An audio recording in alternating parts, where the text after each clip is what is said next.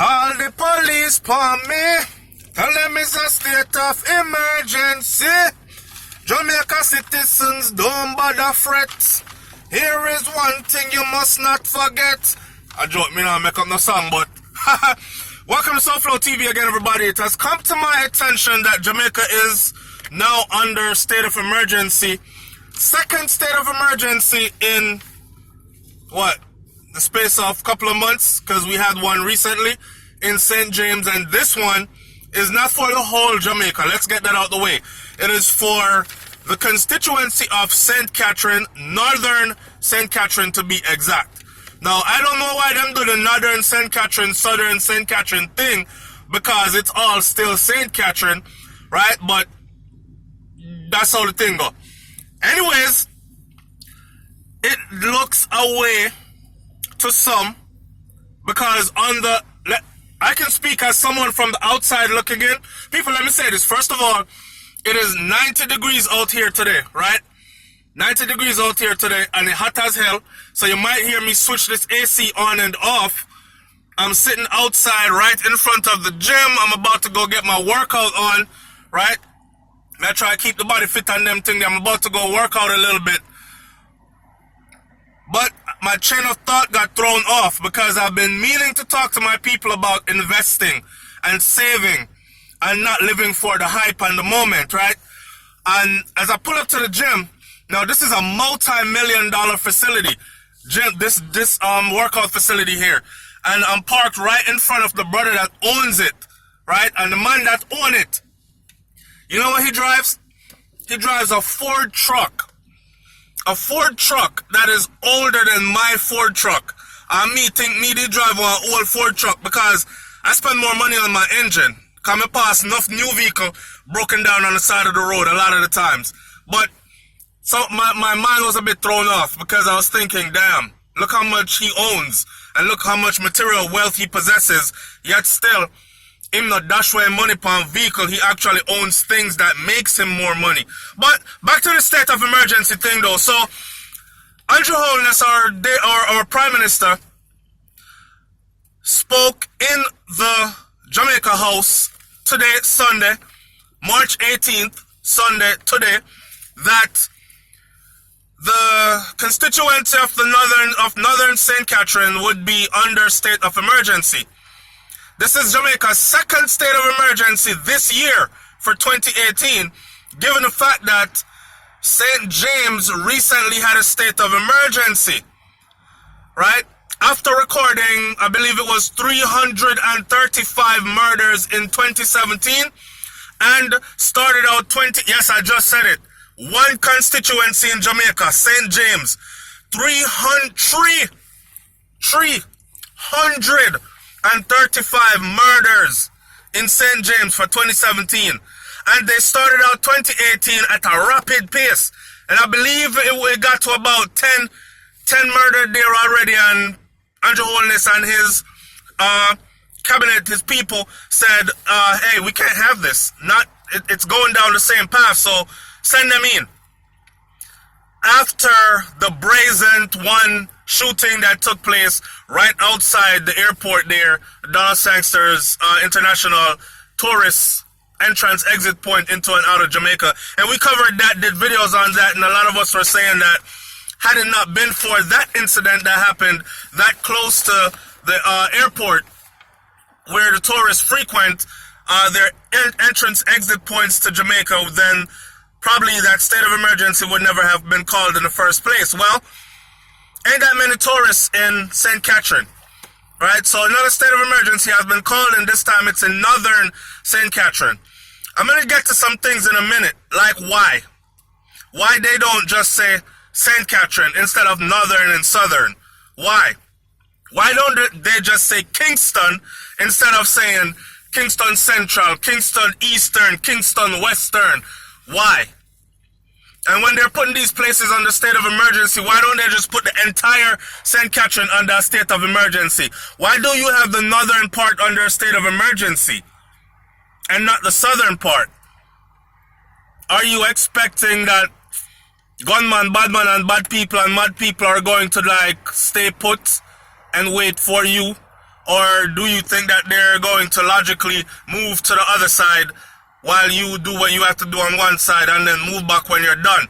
Or maybe this is a part of them not giving up everything, because you can't just say everything, right? So maybe this is a whole part of the strategy too, to actually say Northern St. Catherine is under a state of emergency. And in the meantime, you have people, law enforcement officials, both plainclothes and undercover, working the southern part as well to see who is running from the north into the south. Them kind of thing there. So anyway, this is our second state of emergency. Doesn't look good from a foreign perspective, because people over here are missing when you say St. Catherine under state of emergency. They're thinking Jamaica, the whole Jamaica, they're on lockdown, state of emergency. It's chaos, it's mayhem, it's murder. It's just like when somebody says to me, I'm going to Afghanistan tomorrow, or I'm going to Iraq tomorrow. And you're thinking, oh man, my family member is going into danger. When in Iraq and Afghanistan, you actually have regular, normal neighborhoods where people walk around, no gunshot, no bus there, nobody is dying there and all that. So, you know, the perception. Anyway, Andrew Holness said, so I'm going to turn this AC on for a little bit. Because I start get hot on the bus and sweaty now. So, our great Andrew Holness here said, security forces will have the power to search premises and vehicles, curtail business operating hours, and access places and detain persons without a warrant. Without a warrant. Now, let me tell you something. If this happened in the United States of America, right, the people would definitely call this martial law, and there would definitely be some kind of an uproar. I could actually see the, what should I call them now? The paramilitary groups and all these other groups coming out with their guns and saying, no, police ain't searching my stuff, especially the white one, them the afraid to stand off with police, you know. No police is searching my stuff. We're like a bust gunshot around here. I prefer to die unless you go get a warrant and do this properly by law, right? But, and I want my audience to tell me what you think about that. Do you think that the police should be given such powers in a state of emergency? Like security forces will have the power to search premises and vehicles. That means that them can kick in your house door. They don't need a warrant. This is definitely a martial law move. I'm not asking you, I'm telling you. When they don't require a warrant to do searches on private property, and police can just come and kick your door in and actually just search the property, right? This reminds me of stuff that we were doing over in Iraq and Afghanistan. You go kick in the door, you search, you take out who you want to take out. That's martial law or invasion. So, do you think that they should have that type of a power to do stuff like that? Again, security forces will have the power to search premises and vehicles, curtail business operations, operating hours, so they can tell the businesses in the area when to lock down, when to open up, tell the people they have to be off. This is curfew, we know this part. Tell the people when to open up, when to go back inside, when they can't be on the streets, and this type of stuff. Access places, right? Access places and detain persons without warrant. That means access places is very broad. It's not access certain places, it's access places. So anyway you hide them can kick you in the door. I have my own opinion on that, and I'm not objective to what's going on, believe it or not, but I just want to hear what my audience is going to say, and then I'm going to leave my comment to your questions and your comments in the comment section below, because that's how we do it over here, right? Here's the thing. No intercom. No intercom. So, police has been given full power, and not only full power, but extraordinary power then. Power outside of ordinary, because no warrant needed for kicking door no more and all that, right? And in the process of them doing so, they have also done away with intercom, or restricted intercom's power.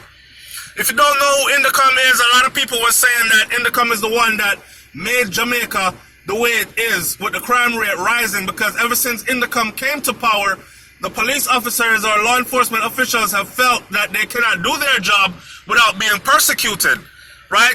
So me as a policeman now, me go up on a me get back up by a bad man. I take out my gun and I have to decide, yo, every bullet that I fire is gonna have to be accounted for.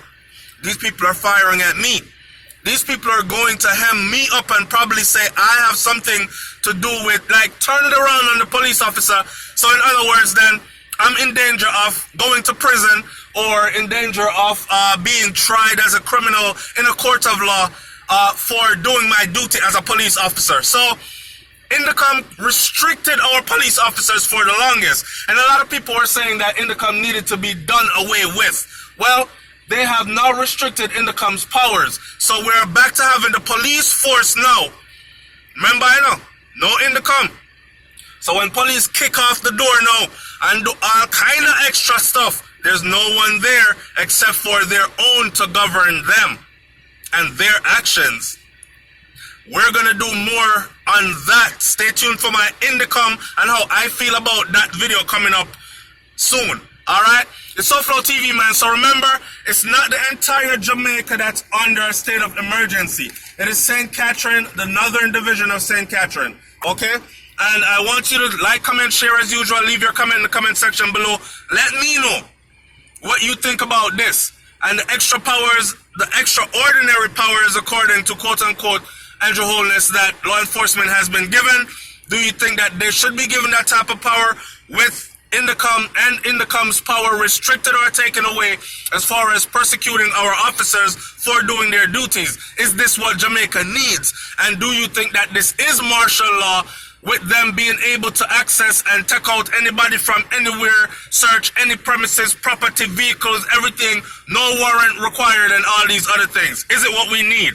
And is it going to work? Let me close this video out by saying that 61 people that were wanted were in custody now, or are in custody now, as a result of state of operation, or SOE in St. James.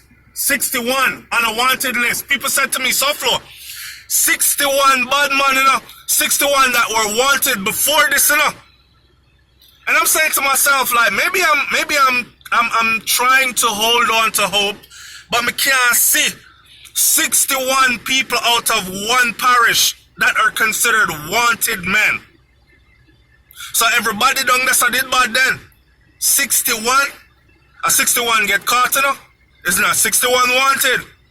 And the one bag of gun.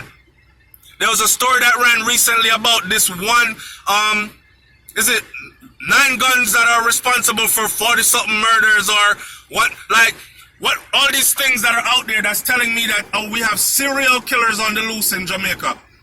Serial murderers on the loose in Jamaica. And something definitely needs to be done about that.